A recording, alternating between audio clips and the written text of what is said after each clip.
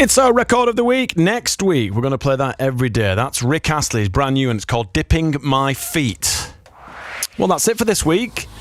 Hey, Freya and Libby, who are opening the ukulele festival tomorrow, don't be nervous. You'll be fine. If you do get a little bit nervous, don't look at your ukulele. Look straight ahead above everyone's heads. You'll be fine. That's from your mum, Kirsten. Abigail and Katie as well. You're travelling from Bedford to Sheffield to see George Ezra. Yes, that's a surprise from Anna and Pete, your mum and dad. Thanks for listening. Really appreciate it. We'll be back Monday at 9:30. Tina's up next. Thank you very much, Vernon. This is Tina Daly sitting in for Jeremy Vine on Friday afternoon. Coming up, the government announces a 15-year plan to fill NHS staffing shortages. If you work in the NHS, what would you do to plug the staffing gap?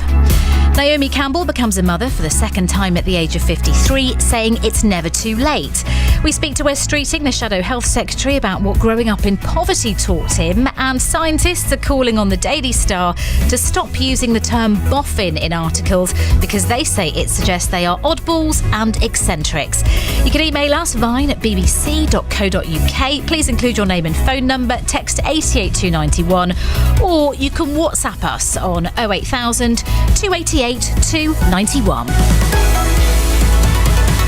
Now, this is Tina Daly. BBC Radio 2. But first, here's the news with Anthony Birchley. Thank you, Tina. Lord Goldsmith has resigned as an Environment Minister, saying the government's apathy on the subject has made his role untenable. He's personally attacked Rishi Sunak, calling him uninterested in climate change. Yesterday, Zac Goldsmith was accused of undermining the Commons investigation into whether Boris Johnson lied about lockdown parties, and it's understood he'd been asked to apologise.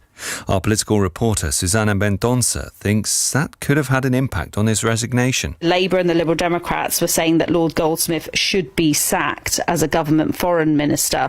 Downing Street said Rishi Sunak had full confidence in Zac Goldsmith. But of course, today we get Zac Goldsmith's resignation. So what isn't clear is whether or not, there's been pressure as a result of that for him to step down. But certainly in terms of what he's saying is his reason, he's focusing it very much on the environment. There'll be a major expansion in the amount of training places in the NHS in England under a new 15-year plan. It'll include the first ever apprentice scheme for doctors, as well as more university places for medical and nursing students. The programme will see 300,000 more staff being employed to fill shortages in the health service.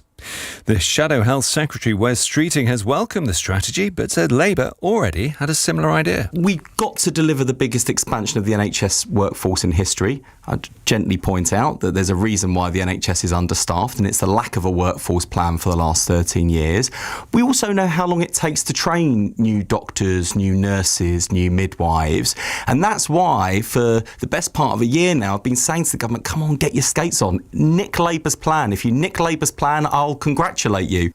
Prosecutors have opened their case against the Oscar-winning actor Kevin Spacey at Southwark Crown Court, calling him a sexual bully. Mr. Spacey has denied the 12 charges, which include indecent and sexual assault, which is alleged to have committed against 4 men between 2001 and 2013. The United Nations has expressed concern about the fatal shooting of a French-Algerian teenager by a police officer in Paris, which has triggered 3 nights of violent unrest. The UN said it was a moment for France to address what it called the deep issues of racism in law enforcement. The French Prime Minister, Elisabeth Borne, said the government was reviewing all options to restore order. Anne-Elisabeth Moutet is a French journalist and believes this could be a significant moment. France has almost known nothing but rights under Emmanuel Macron. You had the yellow vests, you had the pension reform, and this is the trifecta. This is the something that could become, if it's not sort of canalized, the sort of Black Lives Matter moment of France.